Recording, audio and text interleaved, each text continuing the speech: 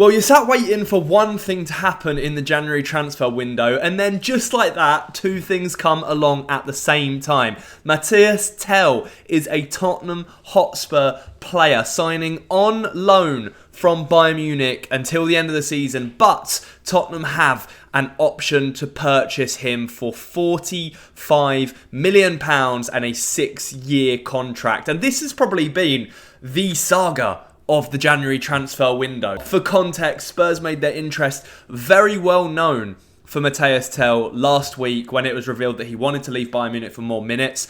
There were 7 interested clubs in taking Tel either on loan on a permanent deal with an option obligation to buy, all of that malarkey, including Arsenal, Manchester United, Aston Villa, Chelsea. They all wanted Matias Tel, and he has eventually come to Tottenham. Daniel Levy, at the end of last week, even flew out to speak with Tel and his agents to try and get a deal across the line, because inside the club, inside Tottenham, they believe that Matias Tel is a generational talent. They think that this is a serious coup for the club and that he can go on to be one of the best players in the world. And that is the reason why Daniel Levy slapped €50 million down on the table last week. However, in what was a crazy turn of events, Tel told him no to his face last week, and he's done a complete U-turn and is now being pictured holding up the Tottenham shirt. Spurs announced him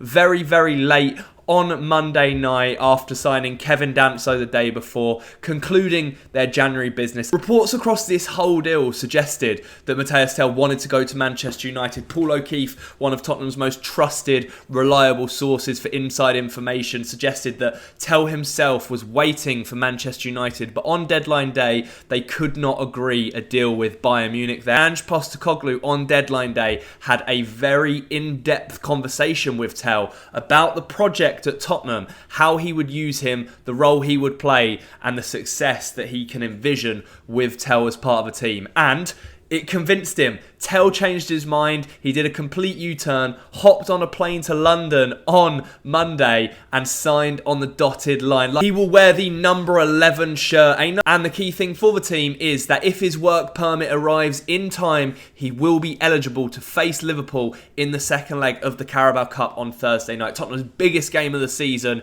same as Kevin Danso. If their work permits are in the bag by then, they can both feature, and it would be such a huge boost. But that is enough about the context of the deal itself. What about Matias Tel? That's what you guys are all watching for. Who is he, if you have not heard of him? Is he really a generational talent? And what can he bring to Tottenham Hotspur? Well, I will tell you everything that I know, having done the research. But before I get into it, I do just want to say, if you enjoy these videos, please remember to leave a like and subscribe to the channel. It helps me out massively. I've been so appreciative of the support on the Kinski and the Danso videos across the January transfer window. Yeah, without further ado, let's get straight into it. So as I've already mentioned, sources inside the club believe that this is a serious player we have on our hands. And you might be sat there thinking, can Tottenham really get the best out of Tel? He didn't really play for Bayern Munich, get many minutes. He's outshone perhaps in a team where you've got Thomas Muller, Harry Kane, previously Lewandowski as well. It's very difficult for him. But in short, my answer is yes. We have a potential superstar on our hands here. When 19 years old, he was born in 2005, French youth international at under 21 level. He came through the ranks at Paris FC's academy before joining Ligue 1 side Rennes in 2020. He worked his way up there, building through the B team and eventually into their first team. However, he only made 7 appearances for Rennes' first team before Bayern Munich came calling and picked him up in 2022. He was the youngest player to ever score for Rennes, overtaking Eduardo Camavinga, who is at Real Madrid. And Bayern Munich, they liked what they saw. They picked him up in 2022 for around €29 million. And since then, in the 2-3 years since then, he's made 60 appearances for the Bavarian Bundesliga giants, scored 12 goals, but he's never been really given that fair run out. He's made 8 appearances for the France under-21 team, and he's on track to break into that senior squad eventually. Of course, he's still got so much career ahead of him, so there's no necessary rush to put him into that first team. I think Didier Deschamps keeps a very close eye on him in the under-21s, and he's very much on the verge of breaking into that senior team. So what about his talent? Does he fit into Spurs? What sort of player is he? Well, we know that Ange Postecoglou was keen to bring in a forward that could be very versatile and play across that front line. Now, Matias Tel prefers to play as a striker, which is great for Tottenham with Dominic Solanke being out until, I believe, mid to late March time. But Tel can also be deployed as a winger or as an attacking midfielder. His strengths lie in his passing, his dribbling, his finishing, and he thrives in the link-up play with his teammates. Now, I am picturing Matias Tel linking up incredibly well with the likes of Dejan Kulusevski and Heung-min Son, those players that love to play those intricate 1-2s, play around triangles in the tight little spaces in the final third of the pitch. That is an area where Matias Tel is going to thrive, particularly in this new squad. He can't necessarily really be described as a 1v1 winger, but he does carry the ball incredibly well. He can put defenders off balance, and he loves to get a shot off, something that Spurs have lacked a lot over the last couple of years. We often see Spurs getting into a very good position in the pitch, but no player is willing to have that shot or create the angle to actually get a shot off without it being blocked. Tel absolutely can do that, and he adds a different dynamic to the team. We've all talked about Wilson Odobert, and what he brings to Tottenham is different. He's way more direct. He loves to beat his man.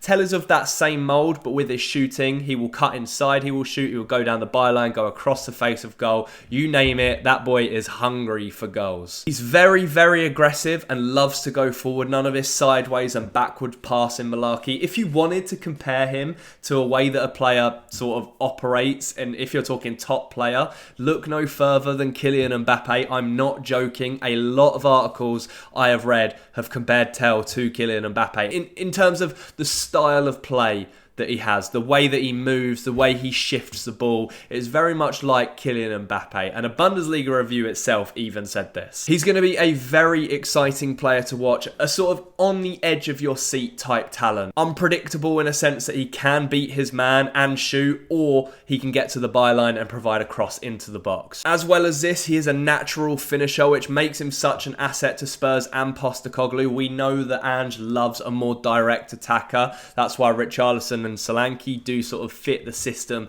that Postecoglou likes to play, and someone that can beat their man and break for defensive lines. That is something Tottenham have, again, struggled with under Ange Postecoglou. Those teams that you come up against that deploy those low block type strategies where Tottenham just cannot break them down. Tel is another piece of the puzzle that should fit into this team and be able to help navigate that a bit easier. He still has so much untapped potential, which is why I think it's such an exciting sign-in. We've seen the best of him so far at Bayern Munich, but as we've mentioned, he's never really had that serious opportunity to thrive as a starter in a team, and he hopefully should get that at Tottenham, and his development should only be going one way, and that is up. Now, if you want to talk numbers, they are very, very promising as well, considering he's a player that doesn't necessarily start every single game for Bayern Munich. In the 2023-24 season, he averaged 3.57 shots per game for Bayern Munich. That ranks him in the 93rd percentile of all attackers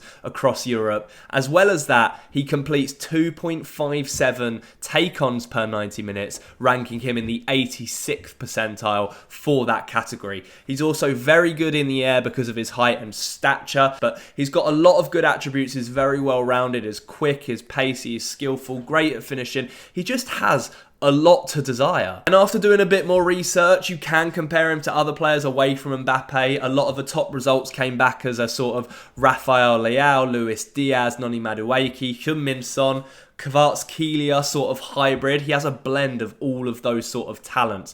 Technique of Son, pace of Kvaratskhelia, the dribbling of Madueke, the skill of Rafael Leao. It's all very promising. And I feel like it would only be fair to compare him to one of Tottenham's forward line men to get a better and clearer idea of the sort of player he can be for Tottenham. And the numbers, again, are very, very promising. So I picked Brennan Johnson because Brennan Johnson without a doubt, I would say is one of Tottenham's most dangerous attackers, albeit he does lack a bit of product in the final third.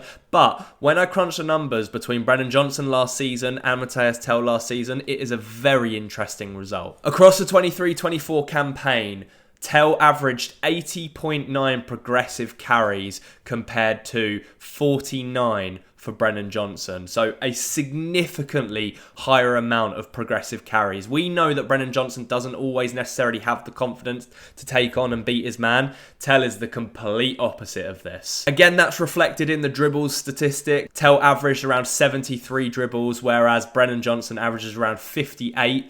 And Tel also completed 81 attacking actions compared to Brennan Johnson's 63. When it comes to operating in that final third, there's no doubt that Tel is a lot more dangerous, a lot more confident going forward, and will take a lot more risks. More often than not, it pays dividends, and perhaps that's because he played in such a dominant team in Bayern Munich, and it will be very, very interesting to see how that translates to the Premier League. At the end of the day, I will say this. I think I've laid it out very, very clearly. This guy is exceptionally talented. Yes, we perhaps haven't seen him play 90 minutes week in, week out, and there's a lot of judgment still to be had on him because of that. But he has the potential to really elevate Tottenham and himself under Ange Postecoglou. Ange has promised him minutes, and with players coming back hopefully very, very soon as well, it is looking like he will have the tools around him as well to really up his game and up the team's performance and ultimately results as well. It's the perfect opportunity for him to prove his worth to both Tottenham, to Bayern Munich, to France, to every single person that's doubted him across his career. And I really, really cannot wait to see what he can do for Tottenham. It's even at that point where I'm so hoping that his permit comes in time for the Liverpool game, because I just want to see him on the pitch as quickly as possible. But let me know what you think of this signing in the comments. Is Matias Tel going to be a flop or a success at Tottenham Hotspur? You know what I think based on this video. I hope the numbers have given you a bit of a clearer picture of the style of player that he is, chucked in with some of the highlight clips in this video as well. Let me know what you think of a January transfer window overall for Tottenham. How are you feeling ahead of the next week? 2 big games coming up against Liverpool and Aston Villa. And do you think the club have done enough in January to help Ange Postecoglou get out of this big old slump that we're currently sitting in? Thank you so much for watching. Once again, don't forget to like the video if you enjoyed it and subscribe to the channel. It helps me out massively. I will be back later on in the week with another video. But until then, enjoy your week. And as always, come on you Spurs.